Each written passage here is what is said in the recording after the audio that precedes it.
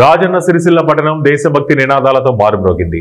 RSS శత జయంతి ఉత్సవాల సందర్భంగా ఆదివారం పద సంచలన కార్యక్రమాన్ని ఘనంగా నిర్వహించారు. పట్టణంలోని ప్రధాన వీధుల గుండా స్వయం సేవకులు క్రమశిక్షణతో ర్యాలీగా పయనమయ్యారు. తెల్ల చొక్కాలు, కాకి ప్యాంట్లతో క్రమశిక్షణలకు ప్రతీకగా మారిన స్వయం సేవకుల నడక సిరిసిల్ల వీధుల దిశలు దేశభక్తి నినాదాలతో మారుమ్రోగేలా చేసింది. భారత్ మాతాకి జై, వందే మాతరం నినాదాలతో స్వయం సేవకులు ఉత్సాహంగా పాల్గొన్నారు. వేదిల వెంట నిలబడి మహిళలు మంగళహారతులతో స్వాగతం పలికారు. పలు చోట్ల స్థానికులు పూలవర్షం కురిపించి స్వయం సేవకులకు ఆత్మీయ స్వాగతం అందించారు.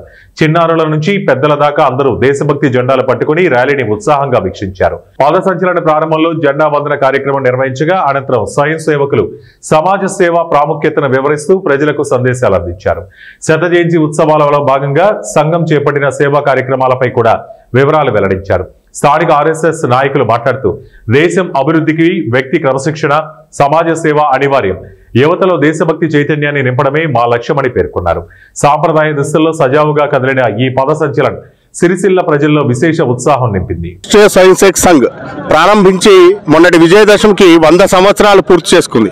ప్రపంచంలో ఏ స్వచ్ఛంద సంస్థ కూడా 100 సంవత్సరాలు నిలదొక్కుని నిలబడలేదు. నిలబడమే కాదు, దినదిన ప్రవృద్ధిమానం చెందు నిత్య నూతనంగా ముందుకు వెళ్తుంది రాష్ట్రీయ స్వయం సేవక్ సంఘ్.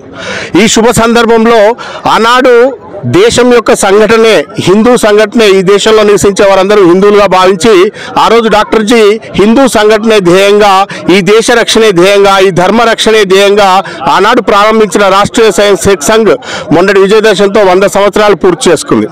ఇప్పుడు ఈ 100 సంవత్సరాలు పూర్తి చేసుకున్న శుభ సందర్భంలో దేశంలో పంచ పరివర్తన అనే పేరు మీద ముందుకు వెళ్ళడం జరుగుతుంది.